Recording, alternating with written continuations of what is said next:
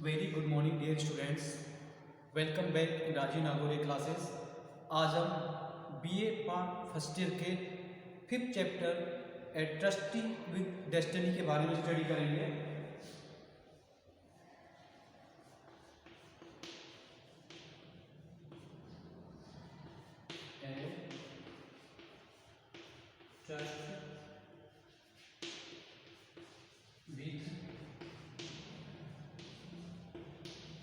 Destiny जो कि पंडित जवाहरलाल नेहरू के द्वारा लिखा गया है। देखिए student, A tryst with destiny क्या है? एक्चुअल में 14 अगस्त 1947 को आज़ादी से एक दिन पूर्व पंडित जवाहरलाल नेहरू ने हमारे इंडिया को लोगों को एड्रेस करके उनको संबोधित करके एक स्पीच दी थी, और उस स्पीच को ये चैप्टर है ए ट्रस्ट विद डेस्टिनी। इसका मतलब होता है नियति के साथ एक निर्धारित गुप्त भेंट। नियति के साथ निर्धारित एक गुप्त भेंट, जिसको बताते हैं कि long years ago we made a tryst with destiny, कि आज से लगभग कई वर्षों पूर्व हमने नियति के साथ एक गुप्त भेंट की थी।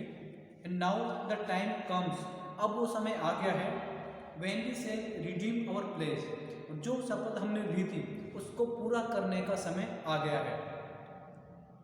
Eight the stroke of midnight hour, ये लगभग अर्धरात्रि की बात थी। व्हेन द वर्ल्ड स्लीप, जब पूरा संसार लगभग सो रहा था।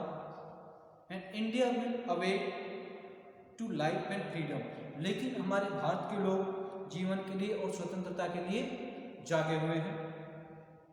ए मोमेंट कम्स, और ये क्षण आता है, विच कम्स, आता तो है, बट रेयरली इन हिस्ट्री, बहुत मुश्किल से इतिहास में ऐसा समय आता है जैसा कि आज आया है। When we step out from the old to new, जहाँ पे हम पुराने से नए की ओर एक कदम बढ़ा रहे हैं। When an age ends, जब एक युग का अंत होता है। And when the soul of a nation, जब किसी राष्ट्र की आत्मा, and long suppressed, जो कि लंबे समय तक प्रताड़ित रही है, finds utterance, and it is fitting that at solemn moment, लेकिन अब ये मोमेंट आया है, तो we take the place of dedication, हमें एक ऐसी शपथ लेनी चाहिए जो अपने राष्ट्र के प्रति समर्पित हो। To the service of India, जो कि भारत के लोगों की सेवा कर सके। एंड हर पीपल, और भारत के लोगों के लिए। To the still larger cause of humanity, जो कि भारतीय मानवता का एक बहुत बड़ा कारण है। So at the dawn of history, यदि हम इतिहास का उदय के बारे में देखते हैं, India started on her unending quest, Bharat को एक ऐसी प्यास जो कभी नहीं बुझी उसकी ओर आगे बढ़ना है। एंड ट्रेकलेस सेंचुरीज, जैसे रास्तेहीन बहुत शताब्दियां जो बीत गई, filled with her striving and grandeur over successful and failures, जो कि बहुत सारी सफलताओं और असफलताओं से हमारा इतिहास भरा हुआ है। Through good and ill fortune, हमने अच्छा भाग्य भी देखा है, दुर्भाग्य भी। She is never lost sight, लेकिन उसने कभी अपने इस दृश्य को नहीं खोया, वह अपनी प्यास को नहीं बुझाया। फॉरगॉटन द आइडियल्स, अपने आदर्शों को कभी नहीं भूले। विच गेव हर स्ट्रेंथ, जिससे हमें शक्ति मिलती है। We end today a period of misfortune, लेकिन आज हम जो दुर्भाग्य का समय जो था उसका अंत हो गया है। Misfortune and India discover herself again, और फिर से इंडिया ने अपनी खोज कर ली है। आर वी ब्रेव एनफ, क्या हम पर्याप्त मात्रा में बहादुर हैं, वाइज एनफ, और पर्याप्त मात्रा में बुद्धिमान है, टू ग्रैब दिस अपॉर्चुनिटी, जो इस अवसर का लाभ उठा सके। And the changes of the future, और हमारे फ्यूचर में जो चेंज आ रहा है, परिवर्तन आ रहा है, उसको हम एक्सेप्ट कर सके, क्योंकि freedom and power brings responsibility. आपको पता है फ्रीडम स्वतंत्रता और पावर शक्ति, देखो दो चीजें, फ्रीडम एंड पावर, स्वतंत्रता और शक्ति, ये क्या लेके आती है? रेस्पॉन्सिबिलिटी। अर्थात जब किसी व्यक्ति को स्वतंत्रता मिलती है और शक्ति मिल जाती है तो उसको उसको उत्तरदायित्व की भावना भी आती है। तो ये दोनों चीजें रेस्पॉन्सिबिलिटी पैदा करती है हमारे अंदर। Before the birth of freedom, स्वतंत्रता के जन्म से पूर्व, we have endured all the pains of labour, हमने सभी प्रकार के दुखों कष्टों को भुगता है। And hearts are heavy with the memory of this sorrow, और इन दुखों के बोझ से हम दबे हुए थे। Some of those pains continue even now, जबकि कुछ ऐसे दुख भी हैं जिनको कि आज तक हम झेल रहे हैं। नेवरदिलेस, फिर भी चिंता मत करो। The past is over, student वो कहता है कि हमारा जो भूतकाल है वो अब बीत चुका है। इट इज द फ्यूचर, और आने वाला भविष्य आपके सामने है। That beckons us to now, जो हमें आगे बढ़ने की प्रेरणा देता है। The future is not one of ease, भविष्य इतनी आसानी से नहीं मिलता है। Resting but of incessant striving, ये लगातार हार्डवर्क और कंटिन्यू वर्क करने का फल है। That we may fulfil the pledge, ताकि हम उस शपथ को पूरा कर सकें जो हमने अपने भारत को आज़ाद कराने के लिए की थी। We have so often taken and one we shall take today, जिसको पहले भी शपथ ली थी और आज भी हम इस बात की शपथ लेते हैं। द सर्विस ऑफ इंडिया, देखो एक मोस्ट इंपॉर्टेंट क्वेश्चन आता है यहाँ से कि what do you mean by the service of the India, India की लोगों की सेवा से आपका क्या तात्पर्य है। तो कहता है द सर्विस ऑफ मिलियंस, कि ऐसे मिलियंस करोड़ों भारतीय लोगों की सेवा, हु सफर, जो किसी न किसी दुख से पीड़ित है, चाहे वो पॉवर्टी हो या अन्य किसी प्रकार की कोई कॉज हो। It means ending of poverty and ignorance, कि हमें गरीबी का अंत करना है और इग्नोरेंस जो अज्ञानता है उसको दूर करना है। एंड डिजीज, और लोगों की बीमारियों को दूर करना है। एंड इनइक्वलिटी ऑफ अपॉर्चुनिटी, और जो लोगों को आगे बढ़ने के लिए असमान अवसर हैं उनको समान करना है।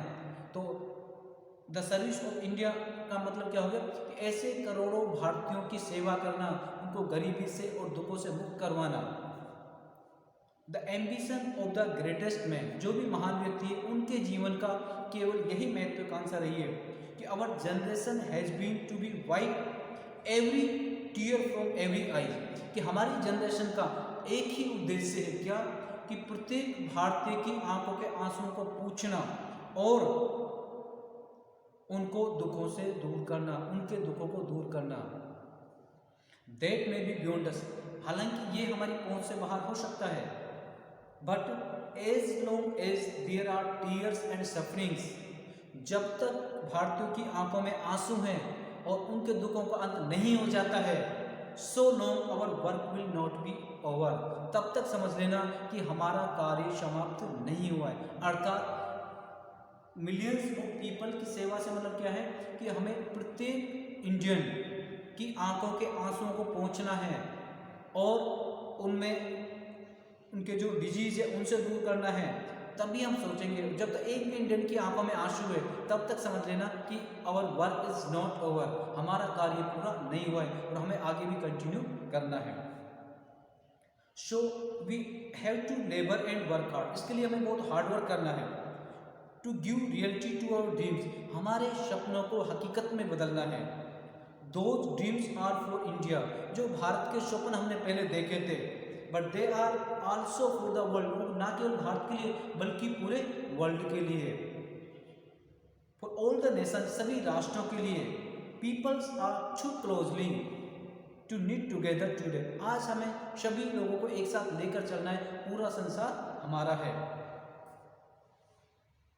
एंड सो इज फ्रीडम, जो स्वतंत्रता है, सो इज प्रोस्पेक्टिव नाउ, जो कि अब बहुत ही समृद्धि है। And to the people of India, ऐसे भारतीय लोग हुज रिप्रेजेंटेटिव वी आर, जिनके हम प्रतिनिधित्व आज बने हुए हैं। वी मेक अपील, आज हम उनसे अपील करते हैं, रिक्वेस्ट करते हैं, to join us with faith and confidence, पूरे कॉन्फिडेंस के साथ, पूरे विश्वास के साथ आज हमसे जुड़े। And this is no time for petty, तुच्छ चीज़ों के लिए आज हमारे पास समय नहीं है। डेस्ट्रक्टिव क्रिटिसिज्म, और हमें एक आलोचनात्मक करने के लिए भी समय नहीं है। नो टाइम फॉर इलविल, और किसी के प्रति इलविल बुरी भावना के लिए भी आज हमारे पास समय नहीं है। वो ब्लेमिंग अदर्स, ना ही हमें दूसरों के ऊपर ब्लेम करना चाहिए, दोष करना चाहिए, क्योंकि इन सब चीज़ों के लिए हमारे पास समय नहीं है। क्योंकि we have to build the noble mansion for India, हमें भारत के लिए एक नोबल मैंसन बनाना है, where all her children may dwell, ताकि सभी भारतीय वहाँ पर एक साथ में खुशी खुशी रह सके।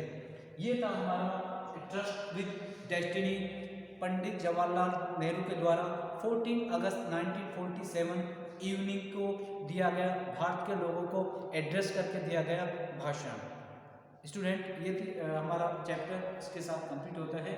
And thank you for watching me, Rajeev Nagoria, thank you very much.